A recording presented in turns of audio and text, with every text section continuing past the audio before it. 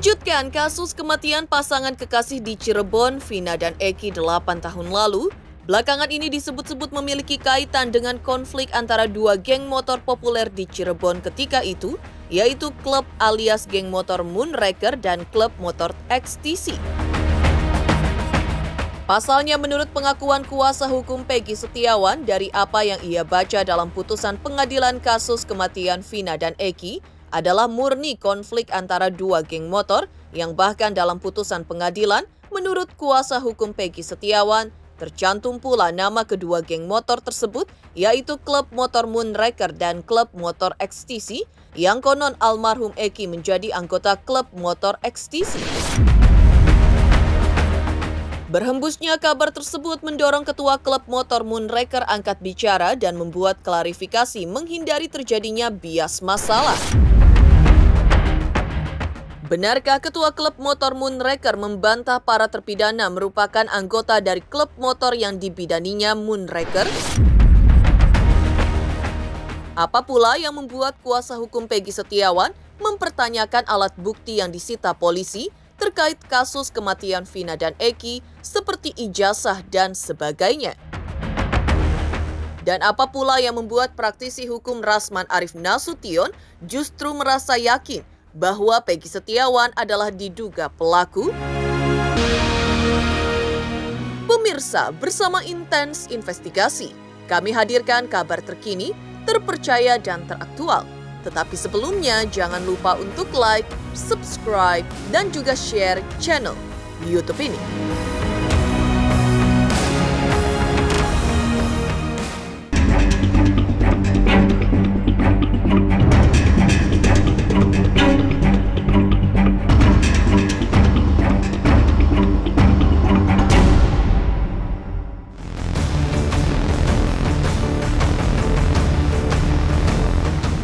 Kian rumit dan melebar kasus dugaan pembunuhan terhadap pasangan kekasih di Cirebon yang terjadi 8 tahun lalu, yaitu Vina dan Eki.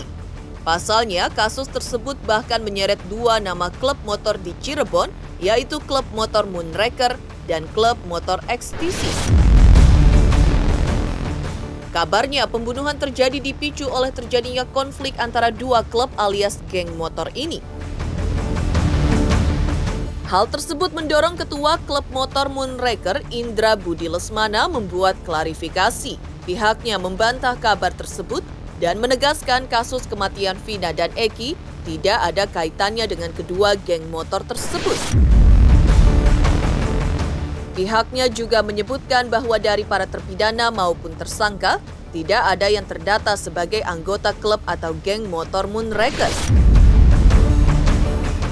Pihaknya dengan tegas mengatakan bahwa klub motor yang mereka bidani memiliki sistem pendataan anggota yang rapi dan tidak satupun, baik Peggy Setiawan maupun terpidana lainnya, menjadi bagian dari anggota klub motor yang ia gawangi. Untuk terkait kasus Vina ini, saya sebenarnya tidak tahu ya waktu awal kejadian. Yang saya tahu itu berita waktu Moonraker dibawa-bawa nih oleh media. Dan kami sudah mencoba klarifikasi ke Polres Cirebon Kota 2016 itu dan clear, tidak ada sama sekali. Kalau Eki itu waktu klarifikasi dengan Ketua XTC Alfian Batak itu mengakui bahwa Eki ini memang anggotanya dari XTC 04 Sumber, tidak kenal sama sekali.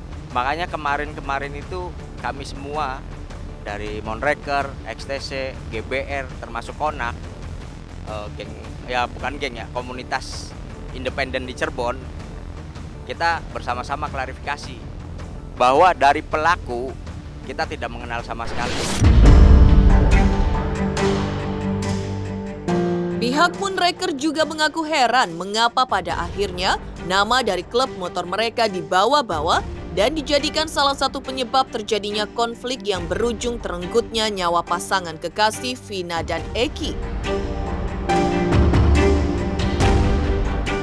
Sebab sesuai pengakuan kuasa hukum Peggy Setiawan dalam putusan pengadilan atas nama keempat terdakwa termasuk Saka Tatal, prahara yang berujung pada pembunuhan Vina dan Eki adalah murni konflik antara geng motor, bahkan disebutkan dalam putusan pengadilan klub Moonraker dan klub XTC yang kabarnya sebelumnya menyebutkan bahwa almarhum Eki menjadi salah satu anggota klub motor XTC. Hal itu mengejutkan pihak Moonraker karena menurut mereka, aktivitas klub motor Moonraker dan klub motor XTC tak pernah ada konflik ataupun perseteruan apapun yang pernah terjadi. Apalagi klub motor mereka memang fokus membantu kegiatan sosial dan melakukan hal-hal yang positif. Kita itu kan memang bukan geng motor ya, komunitas. Kami karena memang legalitas kami ini Moonraker di IMI, Ikatan Motor Indonesia. Dan kami selalu melakukan kegiatan positif. Tidak pernah namanya untuk apalagi kalau malam ya di jalanan gitu. Kalau tidak ada sama sekali kegiatan, tidak ada yang namanya untuk di jalanan pakai atribut, itu tidak ada. Iya, jadi kalau saya baca putusan pengadilan, atas nama terdakwa Rivaldi Eko, atas nama terdakwa 4 terdakwa lainnya dan Saka Tatal, ya itu kronologisnya itu motifnya itu murni antar geng, itu ya antara geng motor. Kalau saya baca putusan ya Moonraker dengan XTC ya, jadi tidak ada tuh kaitannya dengan yang di film ya kayak dendam apa tuh, nggak ada. Nah sementara tadi dijelaskan sama ibu bahwa anaknya ibu ini, Peggy Setiawan ini, tidak pernah ikut-ikut geng motor ya, tidak pernah ikut-ikut geng motor. Bahkan ibu untuk melihat kaos atau baju atau atribut apapun nggak pernah Bu ya, nggak pernah mencuci, nggak pernah melihat, nggak ada ya. Dan ibu pastikan itu anak bukan anggota geng motor. Ibunda Peggy Setiawan juga sebelumnya sempat membantah bahwa anaknya bukanlah anggota geng motor ataupun klub motor manapun. Hal itu diungkapkan Ibunda Peggy Setiawan ketika ia mengajak tim intens investigasi melihat kamar putranya di Cirebon baru-baru ini. Tampak dari kamar Peggy Setiawan ini tidak terlihat satupun atribut terkait klub motor atau geng motor di baju atau barang-barang milik Peggy Setiawan yang telah ditangkap polisi dan kini menjadi tersangka serta ditahan dalam kasus pembunuhan pasangan kekasih di Cirebon 8 tahun lalu, Vina dan Eki. Dan lagi menurut Ibunda Peggy, pada malam naas tanggal 27 Agustus 2016, 8 tahun lalu, putranya tengah berada di Bandung sebagai kuli bangunan bersama pamannya, ayahnya dan beberapa rekan kerjanya seperti Bondol dan adiknya Robi. Saya sedih banget, sedangkan dia adalah anak satu-satunya tulang punggung keluarga. Sangat sedih hati saya, nggak bisa membayangkan bakal kejadian seperti ini. Ya karena dia adalah tulang punggung, juga dia anak baik, dia juga nggak pernah membantah. Walaupun saya marah, dia hanya diam, nggak melawan sama sekali. Kalau saya lagi kesel dia dimarahin, dia paling dia diam. Terus dia ngomong, ya mau udah minta maaf, sayanya salah gitu aja udah. Nggak pernah tuh, nggak pernah nyuci baju geng apa nggak. Paling ya kaos biasa buat main sehari-hari. Mengejutkan pengakuan ketua klub motor Moonraker di Cirebon yang menegaskan bahwa Peggy Setiawan dan terpidana lainnya dalam kasus pembunuhan Vina dan Eki bukan bagian dari anggota klub motor mereka. Lantas apa pula yang membuat kuasa hukum Peggy Setiawan mempertanyakan bukti yang disita polisi terkait dugaan keterlibatan Peggy Setiawan dalam kasus pembunuhan Vina dan Eki di Cirebon 8 tahun lalu? Halo, aku Hanum Ramantio, ayo subscriber Intens Investigasi 3 juta subscriber.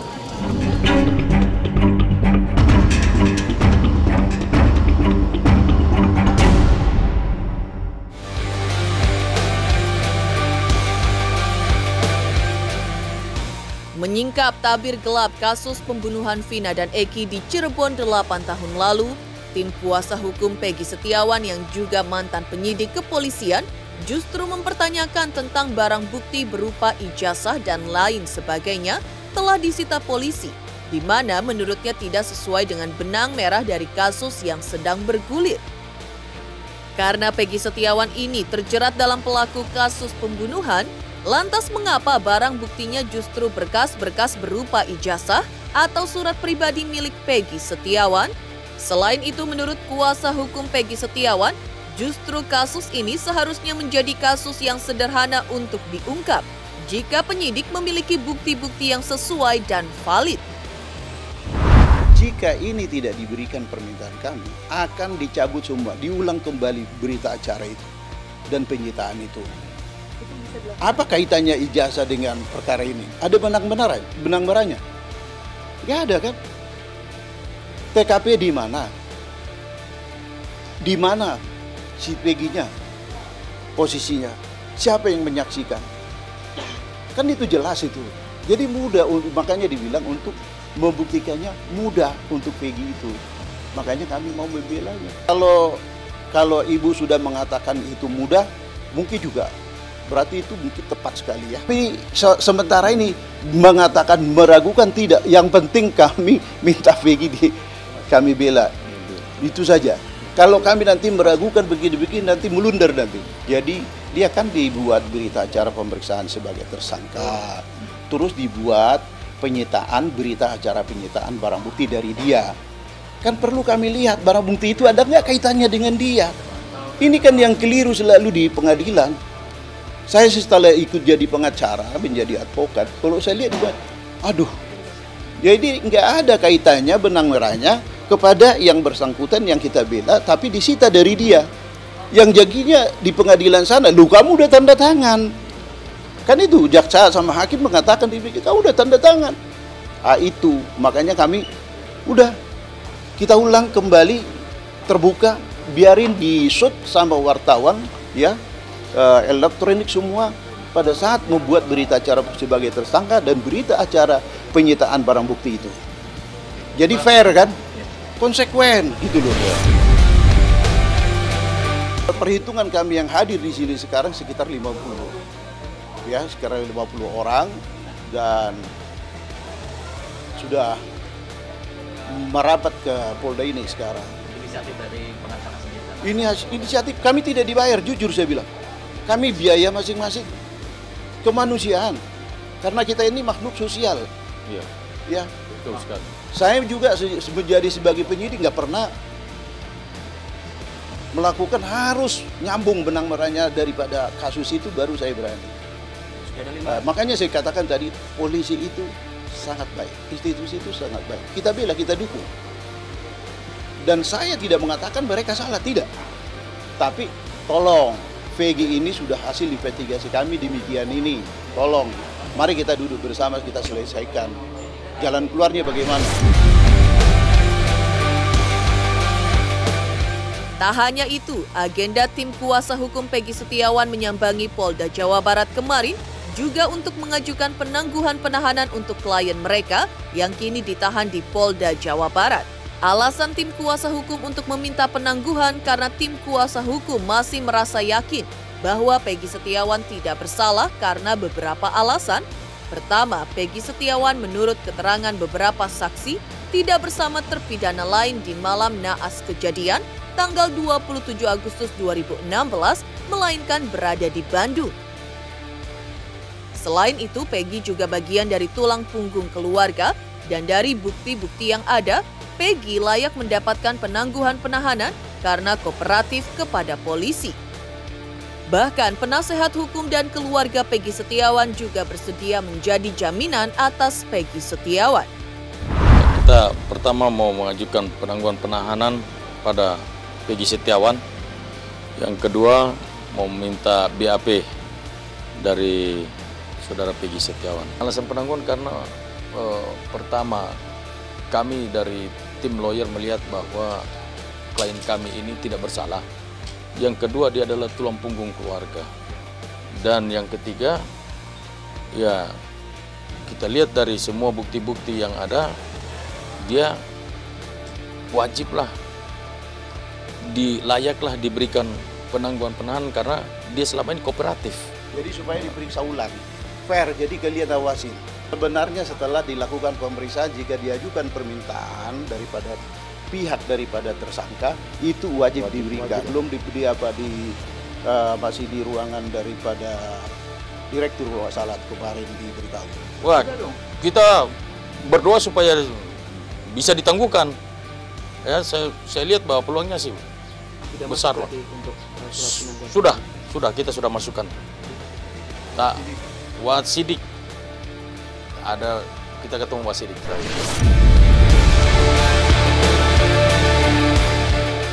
Mengejutkan langkah tim kuasa hukum Peggy Setiawan yang mempertanyakan barang bukti ijazah dan lain-lain milik Peggy Setiawan yang disita Polda Jawa Barat.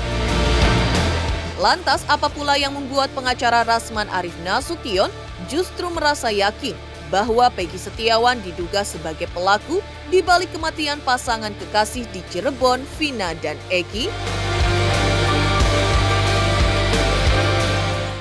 Halo, aku Jennifer. Ayo dong subscribe Intense Investigasi. 3 juta subscriber bisa.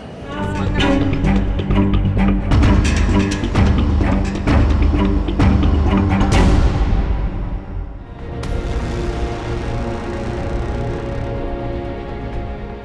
Banjir dukungan netizen dan puluhan pengacara terhadap Peggy Setiawan yang diyakini bukan pelaku.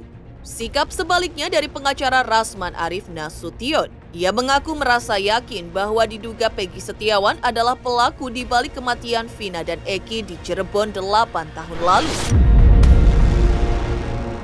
Di balik pendiriannya, Rasman berargumen bahwa dirinya sudah mendapat berbagai informasi dan data-data dari berbagai pihak yang menurutnya informasi dan data-data itu valid. Jadi Rasman menampik kalau dibilang dirinya asal menuduh. Terlebih lagi, Rasman juga membandingkan informasi dan data-data yang didapatnya, lalu dibenturkan dengan pengamatannya pada pernyataan dari Peggy Setiawan, adiknya yaitu Robi, juga ayahnya Rudi Irawan, yang membuatnya bertambah yakin bahwa Peggy Setiawan diduga sebagai pelaku. Tak hanya itu, Rasman bahkan menyebutkan bahwa ayah Peggy, Rudi Irawan, juga diduga ikut terlibat dengan menyembunyikan terduga pelaku kejahatan. Namun Rasman tetap berpegang teguh pada prinsip dalam hukum, yaitu praduga tak bersalah. Sebelum mendapat vonis hakim, semuanya masih sebatas dugaan. Pertama, saya ini mendapat informasi, data-data dari berbagai pihak, dan data itu valid. Tapi saya sekali lagi tidak dalam rangka menuduh, tidak dalam rangka menjustifikasi, tapi saya dalam kerangka presumption of innocence, praduga tidak bersalah. Ini semata-mata bahwa saya melihat beberapa aspek dan saya melihat data, memperhatikan statement dari Peggy, memperhatikan statement dari adiknya Robi, dari saudaranya Lucy, dan yang terakhir kemarin malam dengan bapaknya, ya saudara Rudi Irawan. Dari penjelasan itu saya coba bangun sinergisitas dengan statement-statement dari penyidik. Kemudian saya kumpulkan data-data dan tim, maka kami melihat bahwa saudara Peggy ini, saya yakin dan saya percaya akan kemampuan Polri, dan saya menduga bahwa Peggy adalah pelaku. Bahkan saya menduga setelah orang tuanya kemarin berstatement begitu dan dia kesulitan menjawab pertanyaan saya, dan dia mengakui bahwa dia membuat identitas palsu dengan 2 kakak dengan mengganti nama, maka saya yakin dan sekali lagi menduga bahwa orang tuanya terlibat, dan saya duga mengetahui proses pelarian dari saudara Peggy Irawan alias Peggy Peron. Begitu. Semuanya ini kan dalam rangka presumption of innocence, praduga tidak bersalah. Jangan kita salah ya, bahwa banyaknya orang yang berstatement tentang ini, tapi kalau tidak dibuktikan dengan fakta dan data. Fakta data itu, untuk menjadi fakta itu ada 2, terfaktakan dia. Pertama, direct evidence dengan indirect evidence. atau speak evidence dan silent evidence. Kalau di peradilan begitu.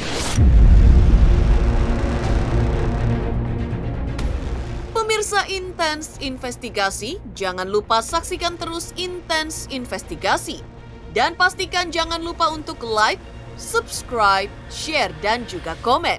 Tim redaksi Intens Investigasi juga mengucapkan banyak terima kasih kepada semua subscribers hingga kanal Intens Investigasi kini sudah mencapai 3 juta subscribers.